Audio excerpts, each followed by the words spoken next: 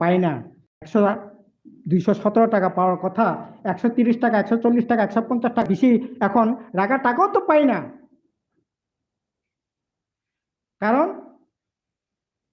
এখন তো আরো সকালে একবার ফটো তুলব, বিকালে একবার ফটো তুলতে যাইতে হইব।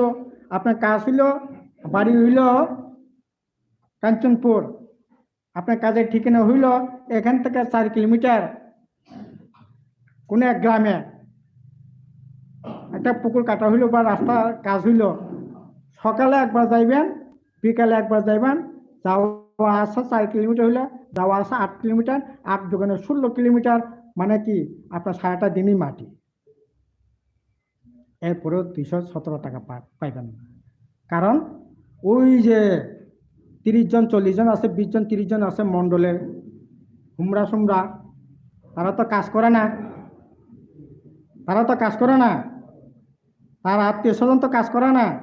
ওই তারার কাজ শুদ্ধ আপনাকে কইরা ওই রেগা মাস্টার গিয়া মাইপে দেখা গেল যে ওই তারা সহ হিসাব কইরা গড়ে হিসাব করে দেখা গেল যে আপনাদের গড় মানে আয় হইল 180 টাকা, 170 টাকা। এইরকম ভাবে এখন ঠকবাজি রাজত্ব চলছে।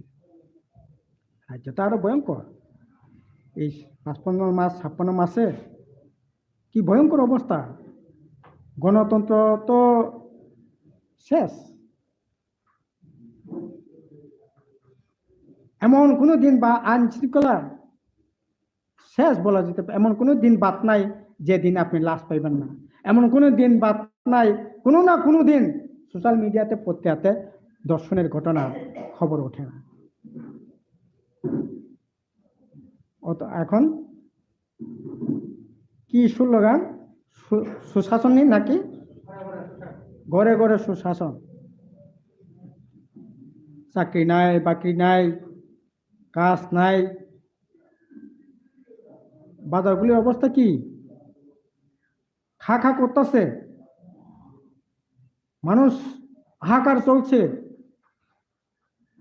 কথা বলার জায়গা নাই। কার কাছে গিয়ে কইবেন কথা বলার জায়গা আছে? ভয়ঙ্কর অবস্থা চলছে। আমাদের রাজ্য, গোটা দেশে আন্দোলন চলবো, আমাদের রাজ্যে আন্দোলন চলবো। এই যে সামনে কয়েকটা মাস পরে নির্বাচন হইব, এই দানব সরকারটাকে যদি উৎখাত করতে না পারি, তাই হইলে পরে এই যে জীবন যন্ত্রণার মধ্যে আমরা যারা সাধারণ মানুষ যে এখন আছে, এর থেকে পরিত্রাণ পাওয়ার কোনো রাস্তা নাই, কোনো রাস্তা নাই। এটাকে যে কোনো মূল্যে উৎখাত করতেই হইবে আমাদের। তার জন্য আমরা আহ্বান করছি সমস্ত শুভবুদ্ধি ধর্ম নিরপেক্ষ গণতান্ত্রিক অংশের মানুষ, আসুন বিজেপি গোটা দেশের মধ্যে এই রাজ্যের মতো যে অবস্থা তৈরি করবার চেষ্টা করতেছে এটাকে, তবে এটা ঠিক, এটা সম্ভব। এখন যেখানেই যান কান পাতলে পড়ে আপনারা শুনবেন 2018-তে যারা যে স্বপ্নটা দেখিয়া যারা বিভ্রান্তির শিকার হয়েছিলেন তারাও বিভ্রান্তি কাটছে। এখন